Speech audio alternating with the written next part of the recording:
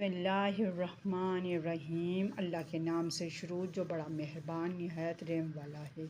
السلام علیکم دوستو، یوٹیوب میں خوش آمدید۔ ناظرین کرام، آج میں سدرۃ المنتہا کے بارے میں بتاؤں گی۔ چلیں ویڈیو کو شروع کرتی ہوں، اور ناظرین کرام اگر میری ویڈیو پسند آئے تو میرے چینل کو ضرور سبسکرائب کیجیے گا۔ فل ویڈیو دیکھنے پر اگر پسند آئے تو لائک ضرور کیجیے گا۔ چلیں شروع کرتی ہوں۔ حضرت عبداللہ بن مسعود رضی اللہ تعالیٰ عنہ کہتے ہیں، جب رسول کریم صلی اللہ علیہ وسلم کو رات میں بیت المقدس اور آسمانوں کی سیر کرائی گئی تو آپ صلی اللہ علیہ وسلم کو سدرۃ المنتہا تک پہنچایا گیا، اور سدرۃ المنتہا چھٹے آسمان پر ہے۔ نیز جو بھی چیز زمین سے اوپر لے جائی جاتی ہے وہ سدرۃ المنتہا پر جا کر آتی ہے، اور پھر یہ کسی واسطے ذریعے کے بغیر اوپر اٹھائی جاتی ہے۔ اسی طرح جو چیز ملائے اعلیٰ سے زمین پر اتاری جاتی ہے وہ بھی سدرۃ المنتہا پر جا کر ملتی ہے سے لے جاتی ہے۔ اس کے بعد حضرت ابن مسعود رضی اللہ تعالیٰ عنہ یہ آیت پڑھی۔ ترجمہ ہے، یعنی اس وقت کے ڈھانک لیا سدرہ کو جس چیز نے ڈھانک لیا، اور کہا کہ وہ چیز جس نے سدرہ کو ڈھانکا ہے سونے کے پتنگے ہیں۔ حضرت ابن مسعود رضی اللہ تعالیٰ عنہ نے یہ بھی کہا ہے کہ شب معراج میں رسول کریم صلی اللہ علیہ وسلم کو 3 چیزیں عطا کی گئیں۔ 5 نمازوں کو فرضیت عطا ہوئی۔ نمبر 2 سورہ بقرہ کی آخری آیتیں عنایت ہوئیں۔ نمبر 3 اور آن حضرت صلی اللہ علیہ وسلم کی امت میں سے اس شخص کے گناہ کبیرہ کی معافی کا پروانہ عطا ہوا جو کسی کو اللہ کا شریک نہ ٹھہرائے۔ ناظرین کرام، سدرۃ المنتہا چھٹے آسمان پر ہے۔ اس جملے کے بارے میں بعض شارحین نے کہا ہے کہ یہ کسی راوی کا وہم ہے، یعنی اصل میں حدیث میں حضرت ابن مسعود رضی اللہ تعالیٰ عنہ نے تو سدرۃ المنتہا کے 7ویں آسمان پر ہونے کا ذکر کیا تھا، لیکن ان کے بعد کسی راوی نے غلط فہمی سے یہ بھول کر چھٹے آسمان کا ذکر کر دیا۔ چنانچہ تحقیقی بات یہی ہے کہ سدرۃ المنتہا 7ویں آسمان پر ہے، اور جمہور راویوں نے یہی نقل کیا ہے کہ قاضی نے کہا ہے یہ بات زیادہ صحیح ہے کہ سدرۃ المنتہا 7ویں آسمان پر ہے۔ ناظرین کرام، اور بڑی تحقیق و مدرک خلیل نے کہا ہے کہ سدرۃ المنتہا 7ویں آسمان پر جو تمام آسمانوں اور جنت پر چھایا ہوا ہے۔ امام نووی فرماتے ہیں، اگر یہ تسلیم کیا جائے کہ اس حدیث میں چھٹے آسمان کا ذکر کسی راوی کا وہم نہیں بلکہ روایت کے اصل الفاظ میں، تو اس صورت میں اس روایت اور ان روایتوں کے درمیان کے جن میں سدرۃ المنتہا کی جڑ چونکہ چھٹے آسمان میں ہے اس لیے اس کا چھٹے آسمان پر ہونا ذکر کیا گیا ہے۔ سدرہ کا اصل ظہور اور شاخیں چونکہ 7ویں آسمان پر ہیں اس لیے زیادہ تر روایتوں میں یہ ذکر کیا گیا ہے کہ وہ 7ویں آسمان پر ہے، اور اسی سدرۃ المنتہا پر جا کر منتہا ہو جاتی ہے۔ اس پوری عبارت کا مطلب یہ ہے کہ زمین سے بھی چیزیں یعنی بندوں کے اعمال اور ان کی روحیں فرشتوں کے ذریعے اوپر جاتی ہیں، وہ سب اس سدرۃ المنتہا پر جا کر ٹھہر جاتی ہیں۔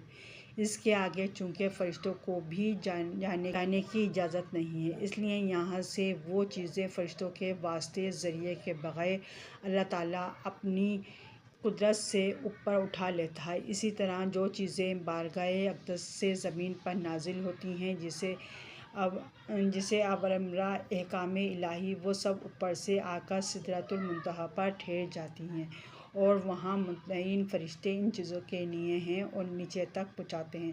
پس مخلوق کے علوم اور فرشتوں کے عروج کی آخری حد سدرۃ المنتہا ہی ہے، اس کے آگے اوپر جانے کی اجازت مقرب ترین فرشتوں کو بھی نہیں ملتی۔ ناظرین کرام، یہ صرف ہمارے حضرت محمد صلی اللہ علیہ وسلم کی ذات گرامی ہے جن کو سدرۃ المنتہا سے بھی آگے جانے کا شرف حاصل ہوا، بلکہ آپ صلی اللہ علیہ وسلم تو اس مقام تک تشریف لے گئے جو مقام الکان سے ماورا ہے۔ اس وقت کو ڈھانک لیا سدرہ کو جس چیز نے ڈھانک لیا۔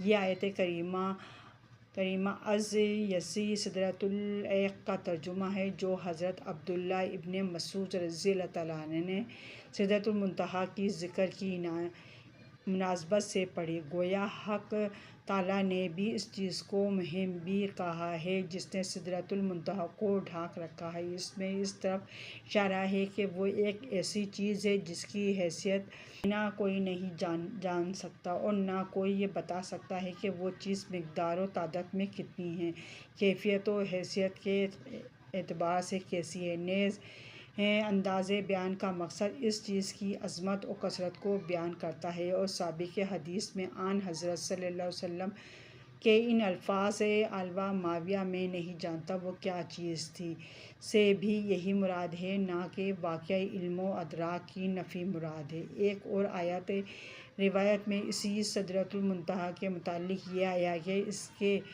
ہر پتے پر فرشتہ کھڑا ہے جو اللہ تعالیٰ کی تسبیح میں مشغول ہے، اور ایک روایت میں یوں ہے کہ اس کی شاخوں اور پتوں پر سبز رنگ کے پرندوں کا جھنڈا ہے۔ بعض حضرات نے کہا ہے کہ وہ سبز رنگ کے پرندے دراصل انبیاء علیہ السلام، اولیاء اعظام کی روحیں ہیں، وہ چیز سونے کے پتنگے ہیں۔ حضرت ابن مسعود رضی اللہ عنہ کا اس چیز کو سونے کے پتنگوں سے تعبیر کرنا اس کی حقیقت و ماہیت بیان کرنے کے لیے نہیں، وہ چیز وقتاً سونے کے پتنگے ہیں، بلکہ یہ تو انہوں نے محض تشبیہ کے طور پر ذکر کیا ہے۔ مطلب یہ کہ جو بے شمار فرشتے سدرۃ المنتہا پر متعین مقرر ہیں، ان کے پیروں کی چمک ایسا منظر پیش کرتی ہے جیسے سونے کے پتنگے پروانے پورے سدرہ کو ڈھانکے ہوئے ہوں۔ نیز اس تعبیر میں فراش استعمال سدرہ پر نازل ہونے والے نور الاقدس حق تعالیٰ کی تئیں ان فرشتوں کی سرکشی اور فراتگی اور حیرانی اور سرگردانی کی طرف اشارہ کرتا ہے۔ ایک روایت میں جرات من ذهب سونے کی ٹڈی کے الفاظ بھی آئے ہیں، اور یہ بھی تمثیل تشبیہ کے طور پر ہے، کیونکہ جب ٹڈی کسی درخت پر ٹھہر جاتی ہے تو اوپر سے پورا درخت ان کے نیچے چھپ کر رہ جاتا ہے۔ اسی طرح کن ذہب کے الفاظ بھی چمک دھمک سے کنایا ہے، اور ہو سکتا ہے کہ الفاظ کے ظاہری معنی کوئی اللہ تعالیٰ کی قدرت سے کوئی چیز باہر نہیں۔ شب معراج میں رسول کریم صلی اللہ علیہ وسلم کو 3 چیزیں عطا کی گئیں۔ حقیقت یہ ہے کہ اس شب میں علم و عمل، معرفت حقائق، اسرار و فیض اور انوار برکات کی قسم ہے جو عظیم الخزائن آن حضرت صلی اللہ علیہ وسلم کو عطا ہوئے ہیں۔ ان کی لا محدود اثر و شمار سے ماورا ہے۔ یہ 3 چیزیں تو حضرت ابن مسعود رضی اللہ تعالیٰ عنہ نے وہ بیان کی ہیں جو امت کے تعلق سے مخصوص شریف کرامت رکھتی ہیں، اور ان کی خاص اہمیت کے اعتبار سے ان کا ذکر جانا ضروری بھی تھا۔ ناظرین کرام، سورہ بقرہ کی آخری آیتیں عنایت ہوئیں۔ من آمن رسول سے آخری سورت تک کی دونوں آیتیں مراد ہیں۔ وہ اور شب معراج میں ان آیتوں کے عطا ہونے کا مطلب یہ ہے کہ اللہ تعالیٰ نے ان دعاؤں کو قبولیت کا پروانہ عطا فرمایا جو ان آیتوں میں مذکور ہیں۔ بس یہ پاس بیٹھے ہوئے تھے کہ انہوں نے اچانک اپنے اوپر دروازہ کھلنے کی سی ایک آواز سنی۔ حضرت جبرائیل علیہ السلام نے سر اٹھا کر اوپر دیکھا اور پھر کہا کہ یہ ایک فرشتے ہے جو زمین پر آیا ہے، اور آج سے پہلے کبھی یہ زمین پر نہیں آیا تھا۔ اس کے بعد اس نوع وارد فرشتے نے آن حضرت صلی اللہ علیہ وسلم کو سلام کیا اور کہا، آپ صلی اللہ علیہ وسلم مبارک ہو، میں یہ خوشخبری لے کر آیا ہوں کہ آپ صلی اللہ علیہ وسلم کو وہ 2 نور عطا کیے گئے ہیں جو آپ صلی اللہ علیہ وسلم سے پہلے کسی اور نبی کو عطا نہیں ہوئے۔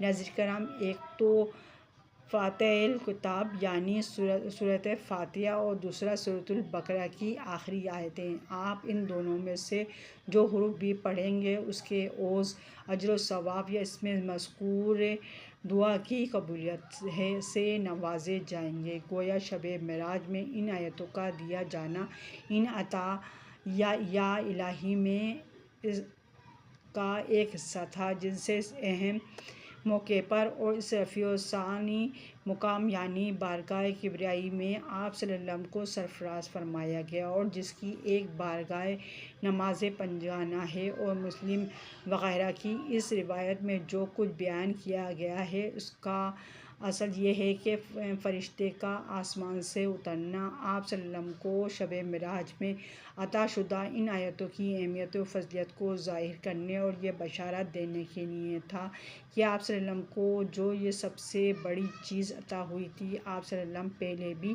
نبی کو عطا نہیں ہوئی۔ اس صورت میں ان دونوں روایتوں کے درمیان کسی تضاد کا سوال یہ نہیں ہوتا۔ ہاں، یہاں ایک اشکال ضرور پیدا ہوتا ہے کہ سورہ بقرہ وہ سورت ہے جس کو مدنی کہا گیا ہے، یعنی یہ سورت مدینہ منورہ میں نازل ہوئی، جبکہ معراج کا واقعہ ہجرت سے پہلے مکے کی سکونت کے زمانے کا ہے۔ دوسرے لفظوں میں سورۃ البقرہ کی آیتوں کے شب معراج میں عطا ہونے کا مطلب یہ ہوا کہ یہ آیتیں مدنی نہیں بلکہ مکی ہیں۔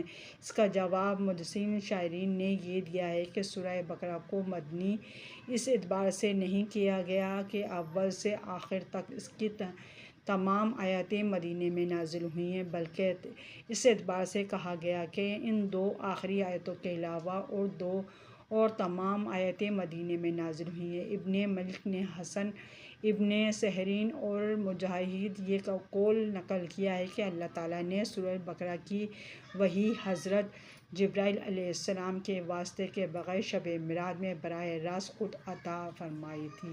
اس کا مطلب یہ ہوا کہ ان حضرات کے نزدیک پوری سورہ بقرہ مکی ہے، تاہم جمہور مفسرین اور محدثین کا قول یہی ہے کہ یہ پوری سورت مدنی ہے۔ اس قول کی روشنی میں اس روایت کے اس مفہوم کو کہ سورہ بقرہ کی آخری آیتیں شب معراج میں عطا ہوئی تھیں، بلکہ مطلب یہ ہے کہ آخری آیتوں کے الفاظ سے آخر تک یہ دعا تلقین کی گئی تھی۔ آن حضرت صلی اللہ علیہ وسلم ان آیتوں کے پڑھنے والوں کے حق میں اس دعا کی قبولیت کا پروانہ شب معراج میں عطا ہوا۔ آن حضرت صلی اللہ علیہ وسلم کی امت میں اس شخص کے گناہ کبیرہ کی معافی کا پروانہ عطا ہوا۔ الحق کا مطلب یہ ہے کہ شب معراج کی آن حضرت صلی اللہ علیہ وسلم سے امت کی مغفرت کا وعدہ کیا گیا، یعنی یہ کہ اللہ تعالیٰ جس کو چاہے گا بغیر عذاب کے بھی بخش دے گا، خواہ وہ گناہ کبیرہ کا مرتکب ہی کیوں نہ ہو، لیکن شرط یہ ہے کہ اس نے شرک کا ارتکاب نہ کیا ہو۔ چنانچہ اللہ تعالیٰ نے فرمایا، ترجمہ: اللہ تعالیٰ اس گناہ کو نہیں بخشے گا کہ کسی کو اس کا شریک بنایا جائے اور اس کے سوا، اور گناہ جس کو بخش دے گا۔ پس حدیث کے اس جملے میں یہ نہ سمجھنا چاہیے کہ گناہ کبیرہ کے مرتکب کو کھلی معافی دے دی گئی ہے۔ کسی بھی ایسے مومن کو عذاب اور عذاب کا سامنا نہیں کرنا پڑے گا جو گناہ کبیرہ کا ارتکاب کرے، کیونکہ ان مومنین کا عذاب بھی مبتلا کیا جانا جو گناہ کبیرہ کے مرتکب ہیں۔ ناظرین کرام، جبکہ مشرکین ہمیشہ دوزخ میں رہیں گے، لیکن ملا علی قاری نے ابن حجر کی اس بات پر تنقید کی ہے۔ ان کا کہنا ہے کہ اس صورت میں نہ تو اس امت کی کوئی خصوصیت باقی رہتی ہے اور نہ اس کے مرتبے کی بلندی ظاہر ہوتی ہے، لہٰذا یہ کہنا زیادہ موزوں معلوم ہوتا ہے کہ معافی و مغفرت سے مراد امت محمدیہ صلی اللہ علیہ وسلم کے اکثر افراد کو معافی و مغفرت کا پروانہ عطا ہوتا ہے، یعنی دوسری امتوں کے مقابلے میں یہ خصوصیت آن حضرت صلی اللہ علیہ وسلم کی امت ہی کو حاصل ہوگی کہ اس کے اکثر و بیشتر لوگ پروردگار کی خصوصی رحمت کے تحت بخش دیے جائیں گے اور انہیں عذاب دوزخ کا سامنا نہیں کرنا پڑے گا۔ اسی اعتبار سے اس امت کو امت مرحومہ کہا گیا۔ ناظرین کرام، اگر میری ویڈیو آپ کو پسند آئی ہو تو میرے چینل کو سبسکرائب کریں، بیل آئیکن پر آل کریں، تاکہ ہر آنے والی ویڈیو کو نوٹیفیکیشن سب سے پہلے آپ کو مل سکے۔ اللہ حافظ۔